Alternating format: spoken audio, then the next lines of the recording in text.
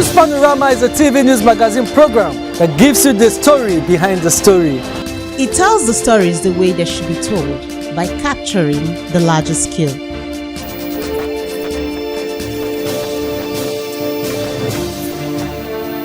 It deals with people's deep feelings on issues that, when brought to the fore, ultimately educates, informs, and entertains.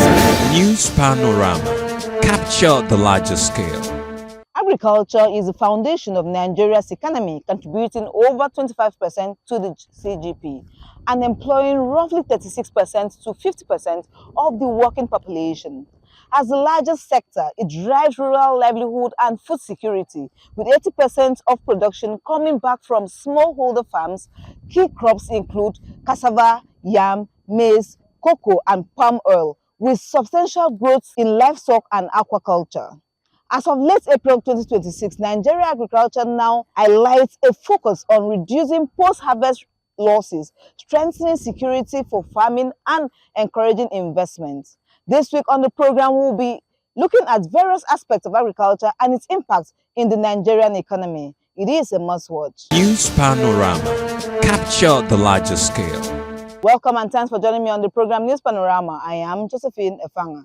If you have just tuned in, you are watching News Panorama. Nigeria is taking a fresh step in reshaping its agricultural economy as the federal government of Nigeria unveils a new livestock development strategy aimed at transforming the sector into a major driver of food production and economic growth. The plan focuses on modernizing livestock system, improving productivity, and addressing long-standing challenges in meat and dairy supply across the country and boost food security. Praise Chijoke tells us more in the report. Nigeria's agricultural sector remains a critical pillar of the economy, contributing significantly to the employment and food supply for a growing population. Within this space, the livestock sector plays a vital role, providing meat, dairy, and income for millions. Yet, it has long operated below its full potential due to structural and investment gaps. In a renewed push to unlock this potential, the federal government of Nigeria has unveiled a comprehensive livestock development strategy aimed at transforming the sector into a major economic driver. The plan is part of a broader vision to build a livestock industry valued at over $7 billion in the coming years through targeted reforms and strategic investment. The move comes amidst persistent challenges in the sector, including low productivity, inadequate infrastructure, and recurring conflict associated with traditional grazing. Authorities believe that formalizing livestock operations will not only boost output but also address security concerns and improve efficiency across the industry. Speaking with some residents, they applauded the federal government for the new strategy, welcoming the move and describing agriculture as a vital sector that has long been overlooked. Diversification from oil, and you know, agriculture is about the most viable option, alternative to oil. And investing about $76 billion in agriculture in the next 10 years, it's going to be a wonderful thing. Others expressed optimism, saying if properly implemented, the policy could drive economic growth, create jobs, and improve food security nationwide. If Nigeria were to focus on agriculture, it's one of the most productive parts of our economy, I believe. And investing into the agricultural sector by the government is something that I believe will push this economy forward, because we have, as Nigeria as a country, we have very fertile soils, and we have an atmosphere and environment that is very conducive for the rearing of livestock. And I believe that if the government pushes resources into livestock production and more, it will, in the space of 2 to 3 years, Nigeria should be competing in the production economy of the world. If they invest into agriculture, it will benefit some part of the country. It will help reduce the amount of economic hardship. It's actually good if the implementation will go far. While the strategy presents significant opportunities for job creation, increased food supply, and economic growth, many Nigerians are still watching closely to see how the policy will impact both the economy and everyday life. The success will depend largely on sustained commitment and effective execution. For CRBC News Panorama, Praise Chijoke reporting. Food costs in Nigeria remains extremely high, with the average cost of cooking a pot of jollof rice for a family of 5 rising to 35,435 naira in March 2026, a 19.4% increase from October 2025. While some officials report price drops in specific commodities due to agricultural reforms, severe inflation driven by high transportation costs and insecurity continues to strain households' budgets. Rising food prices and the increasing cost of living have become a major concern for Nigerians, prompting urgent actions from federal government of Nigeria. In a decisive move to address the situation, the government has introduced a new agricultural policy aimed at stabilizing food prices and boosting local production. The initiative is expected to strengthen food security, support farmers, and ensure a steady supply of essential commodities across the country. Kelechi John has details the report. Food inflation continues to place a heavy burden on Nigerians as the cost of essential food items rises steadily across markets nationwide. Many households are being forced to adjust their spending habits as the pressure on daily life intensifies. This surge is largely driven by insecurity in key farming regions, high transportation costs, and ongoing disruption in agricultural production and distribution. In response, the federal government of Nigeria has introduced a new agricultural policy aimed at stabilizing food prices and boosting local production. The initiative focuses on strengthening the agricultural value chain, improvising access to farm inputs, and encouraging the large-scale cultivation of stable food crops across the country. According to the government, the policy will also provide support for farmers through improvised infrastructure, better storage facilities, and enhanced security in rural farming communities. Those measures are expected to increase food supplies and over time ease the pressure on market prices. Speaking on the policy, Mr. Joseph Gina commended the federal government's efforts, describing the initiative as a step in the right direction. He, however, stressed the need of greater support for rural communities where most farming activities take place, noting the empowering farmers at the grassroots level is a key in improvising food production and availability. It will help in a lot today because if farmers get those fertilizers, like you said, in large quantities and the amounts which are due for them to use, it might help in plant growth, bringing out new fruits, and might reduce the prices of food items, not only food items, because some raw materials are used to produce some of these household items, also and kitchen utensils also, and some furnitures which people use, so it might also affect the price rate and reduce it. Why things the price of food is causing controversies because we don't have farmers, and why we don't have farmers because so many people are farming from their own family. They don't farm for maybe individual just to sell it out, or they only farm for their family just for them to eat. That's like if you go to the northern side, they have much farms. That's why things in the north are very cheap than this side. This side they only farm for maybe their own major use. Those are the only things that they use, the farm. So farmers in this side, we need to establish like more farmers, and there should be seriousness. However, some stakeholders have expressed concern about the slow impact of government policy on farmers. They point to the high cost of farm inputs and poor road network as persistent challenges affecting food production and distribution, adding that more practical and immediate support is needed to ensure the policy device real challenge at the grassroots. As a farmer, I use farm plants. Offload my plants. On my way coming back to sell my goods, I have to face a lot of transportation that less the price of my goods, and it made me feel disappointed to go farm again. So I think government should help us bring down some transportation money to come down.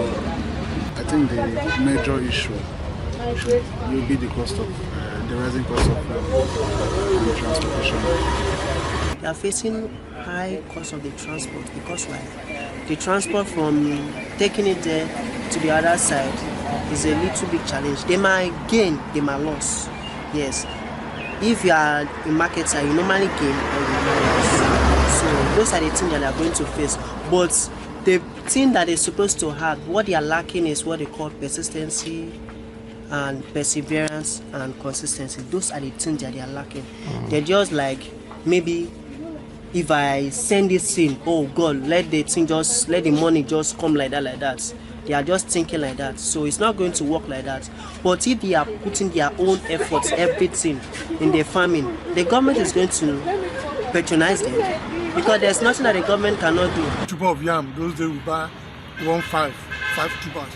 Now, at the cost of 8,000 naira. You see those small ones, big one, 15, 20,000. So they have really disappointed us. They said that for us to do this, but they are not there to enforce. As Nigerians work towards stabilizing its food sector, the effectiveness of the federal government's new agricultural policy will be closely monitored. For many Nigerians, the expectation remains clear that these efforts will lead to lower food prices and improve access to basic food items in the near future. For CRBC News Panorama, Kelechi John reporting. A decisive shift is underway in Nigeria's agricultural landscape as the country moves to reset its palm oil export industry through a new national strategy aimed at restoring its lost dominance in global production and repositioning agriculture as a key driver of economic growth. Once a world leader in palm oil, Nigeria's output declined over decades due to poor infrastructure and low productivity and weak value chain coordination, allowing other countries to dominate the export markets. Today, however, the federal government's renewed plan seeks to reverse the trend by targeting a 10% share of the global oil palm market, expanding cultivation, modernizing processing, and strengthening support for smallholder farmers who make up over 80% of the sector. If Yomanek Beita has details, the report. Nigeria, once regarded as one of the world's leading exporters of palm oil, with the commodity serving as a major source of foreign exchange and economic growth before the discovery of crude oil. Decades ago, the country's palm oil trade thrived across several regions, particularly in the southern parts of the nation, creating jobs and sustaining rural livelihoods. However, over the years, the sector experienced a steady decline due to poor infrastructure, inadequate investment, low productivity, weak processing systems, and the nation's growing dependence on crude oil revenue. This decline eventually allowed countries such as Indonesia and Malaysia to dominate the global palm oil market. In a bid to revive the sector, the federal government recently unveiled a new national strategy aimed at restoring Nigeria's lost dominance in palm oil production and export. The initiative seeks to increase output, modernize processing, support smallholder farmers, expand cultivation, and reposition agriculture as a major driver of economic growth while reducing the country's dependence on crude oil. Some residents of Calabar Metropolis applauded the new strategy, stating that returning Nigeria to its former glory in palm oil exports would greatly benefit both the economy and citizens. According to them, reviving the sector would create employment opportunities, improve rural development, increase foreign exchange earnings, and encourage more investment in agriculture. Others noted that strengthening the palm oil industry would also help reduce the country's over-dependence on crude oil while boosting local production and food security. If that will create a job opportunities for 6 million, that will be a nice one. It will not be a scam. By creating empowerment to farmers in billions of naira, it should be one of them. The strategy is a nice one, but the problem with we Nigeria is that we come up with policy that we will not have the grace to complete it or to take it to the end. It's a good one. Yes, we know that before this time, Nigeria used to be one of the countries that has the highest crude oil, if not mistaken, in Africa. But over time, we just sidelined that area and went into crude oil with full force, forgetting about what palm oil is all about. But if, like what the federal government have said, they can come up with such a strategy, it's a nice one.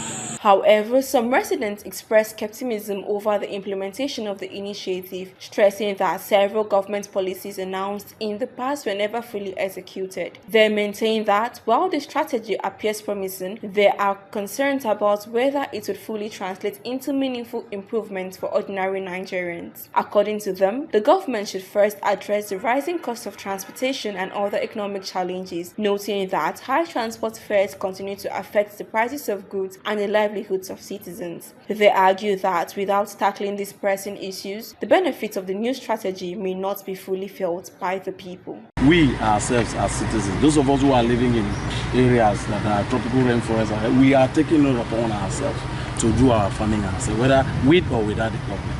That is just all I have to say. We are going to farm productions, and you have not considered the most important thing, which is reducing the rate of transportation. It will see that no matter how they try, it will still affect the palm oil production. It will affect the palm oil production. Palm oil production is not the problem because we have so many people that can go into farming. There are so many people, the young ones are ready to go into farming. But when they look at the cost of productions, which is the cost of production, are going to transport those things. For example, somebody bringing things from maybe DRC down here, you look at the cost, you look at this, so there will be a limiting factor. It will limit the person. These ones advise the government to ensure consistency, transparency, and proper monitoring in the implementation of the strategy. They urged authorities to provide adequate support for farmers through accessible loans, improved seedlings, modern processing facilities, and better road networks to enable the effective transportation of farm produce. They further appealed for policies that would encourage young people to embrace agriculture and contribute to the growth of the sector. I have to ask government, as for starting, also put this youth, let them have something else doing, so that their patience can be prolonged till the time of productivity, so they will not live halfway and then lose their gain. Do you understand? So you cannot work and lose gain. So what was the essence of the work? My own advice to government is to invest more so that they can empower youth. You know, because the way we look at the things going on, you know, there is no job employment, things is very just stagnant for now. So we need government to empower more. You should do a program that has traceability. You can trace the person. You know, we have so many gadgets now that can even monitor into your toilet, into your bathroom. So if the government really want to succeed, they should put those things in place so that when you give out something, after 1 or 2 years, you should be able to trace back where those things are. As Nigeria moves to revive its palm oil export industry, many citizens remain hopeful that the strategy will not only restore the country's position in the global market, but also strengthen the agricultural sector, create jobs, and diversify the economy away from crude oil dependence. While challenges remain, the success of the initiative will largely depend on effective implementation and the government's commitment to turning the plans into reality. For CRBC News Panorama, Efiowan Ekbe-Ita reporting. In 2025, farmers across Nigeria recorded their highest earnings in the past 5 years, producing and selling crops, livestock, and other agricultural products valued at approximately 1.771 trillion naira. This marks the strongest performance since 2020,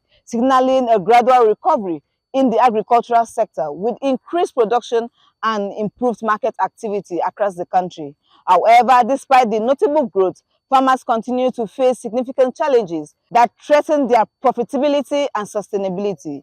The rising cost of essential inputs such as fertilizers, improved seed, and animal feed has placed a heavy financial burden on producers. In addition, poor road infrastructure and inadequate storage facility often result in substantial post-harvest losses as food items spoil before reaching the market. Our correspondent Blessing Basi, who sampled public opinion, reports that unless these systemic issues are urgently addressed, rising food prices will remain a burden on ordinary Nigerians, they report. Report shows that farmer grew and sold crops, livestock, and other agricultural products worth about 1.771 trillion naira, being the highest figure recorded since 2020. This development is as a result that farming activities are gradually improving across the country, with more food being produced and supplied to market. Speaking with a resident in Calabar Metropolis, who identified as Mr. Karis Deva, called on the government to subsidize fertilizer prices to make it affordable for farmers, noting that this will improve farm yields and help reduce the cost of food in the market. He also emphasized the importance of building good roads from farms to market, explaining that high transportation costs often lead to higher prices of farm produce for consumers. One of the ways forward is for government to subsidize the cost of the fertilizer. If the farmers get fertilizer at affordable rates, there is any tendency that their product will come out better, they yield well. Then secondly, the cost of selling it will also reduce because fertilizer will be cheaper at that level. Then also good roads, so that they can easily access the market from the farm. One of the reasons why you have high cost of the product is because of the cost of transportation. The higher the cost of transportation, the higher the product will be in the market. In addition, natural disasters such as drought and flooding, as well as diseases like bird flu and African swine fever, sometimes destroy entire farms, making it hard for farmers to recover their losses and keeping food prices high for consumers. As other respondents noted that the cost of farming, from planting to harvesting, has become very high, forcing farmers to increase the prices of their produce so they can recover their expenses. They also blamed the changing weather pattern on climate change, saying that last year's scorching sun affected crop yields and reduced the availability of food produce in the market. According to them, the heavy rainfall being experienced lately is unusual for this time of the year, noting that the rain now falls heavily as if it were the peak of July, even though the season is just approaching the end of April. Fertilizer aspect is very high. You can see we are now entering our water leaf and Ntong farm much. Now Ntong is very, very small. That time was very big. It's because of those things, we ate for that piece so that it will heal fine and also we harvest fine. Since it's not giving us what we are putting in, it makes us to sell it very expensive. So if the government can actually support us with fertilizer and also aid us with small empowerment, actually we'll go far. I will also advise farmers to be storing their goods, and then maybe when they store their goods, they wait for a little time, maybe when especially this fuel season like this, or as this scarcity of fuel like this, so that when the fuel price drops, they can now bring out their goods. I think that will help them. Enough. Last year, because of climate change, the sun was higher than what it's supposed to be. That was why the trees did not produce well. And because of that, we don't have enough fruit to the level that these days you hardly see fruits to buy in the market as a result of climate change. We don't have enough to match the population. There is high demand and less produce. However, despite this increase in production, many farmers are still facing serious challenges that affect their profit and food supply. The high cost of fertilizer, seed, and animal feed continues to make farming difficult. Poor road network and lack of proper storage facility also cause farm produce to spoil before reaching the market. Another respondent, Mr. Agbo Philip, identified poor transportation, lack of capital, and shortage of farm inputs as major problems affecting farmers. He also noted that many young people have abandoned farming, leaving the work mostly to elderly farmers who still depend on traditional tools like hoes and cutlasses instead of modern machines. He compared Nigeria to countries like the United States, where a small percentage of citizens are involved in farming but still produce enough food for their country, stressing the need for Nigeria to invest more in modern farming methods and encourage youth participation. The farmers today, the youth have abandoned the agriculture to the aged, that is the old people. who are now involved in agriculture. And then the poor implement also. We have poor implement. So you can imagine a situation where farmers in a country like Nigeria today are using hoes and cutlasses. So hoes and cutlasses, what do you expect those farmers to produce? To produce goods, to supply to the country? No, that one is not possible. For CRBC News Panorama, Blessing Bassi reporting.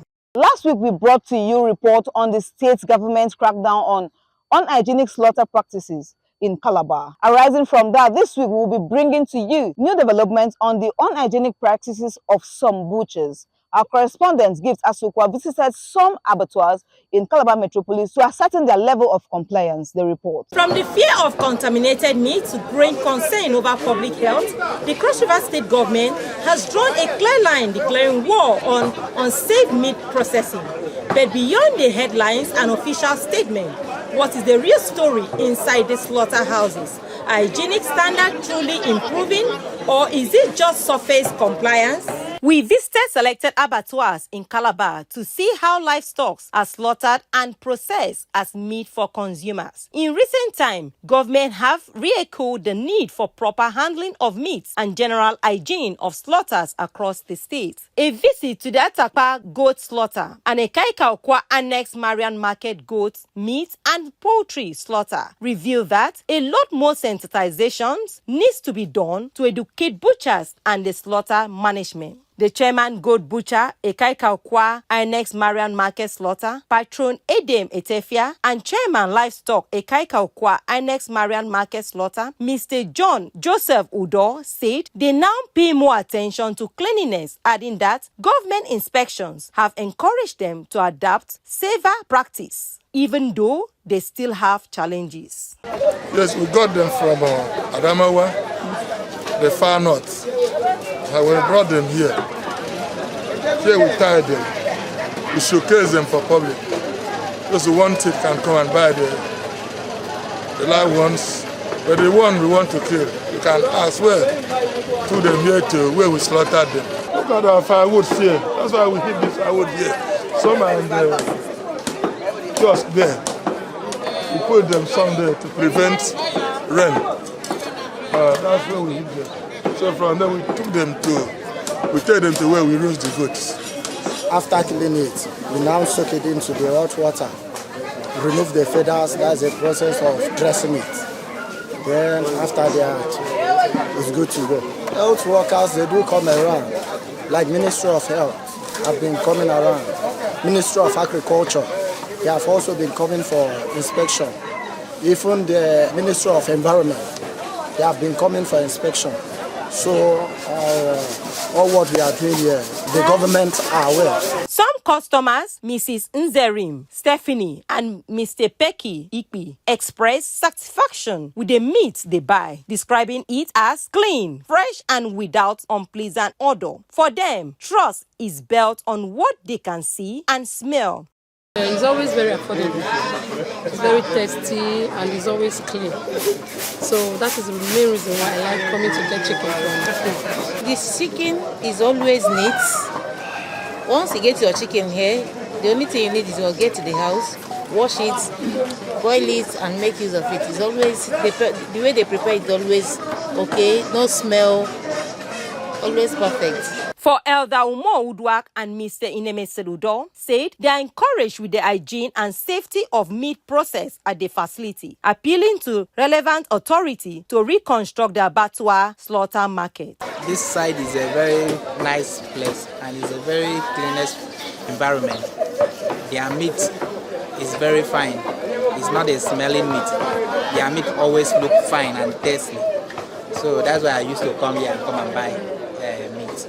I love them because of the environment. It's very clean. Among all the slaughter that I used to visit, it's one of the best slaughter that I so like because of the cleanest environment they have, and their meats are also very clean and good. However, the situation at the goat slaughter point in Atakpa by Main Avenue presented a different picture. Efforts to conduct interviews there were unsuccessful as operators declined to speak. Their refusal raised concern and suggested possible non-compliance with the government regulations. It also highlighted a level of resistance or fear which may be linked to the way meat is handled or processed in that section. While many slaughterhouses now show signs of improved hygiene and renewed awareness, the challenge remains consistent for both sellers and buyers.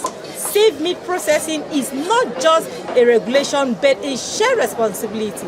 As Cross River State government continue its enforcement, the hope is that these changes will not only be sustained but become a lasting culture.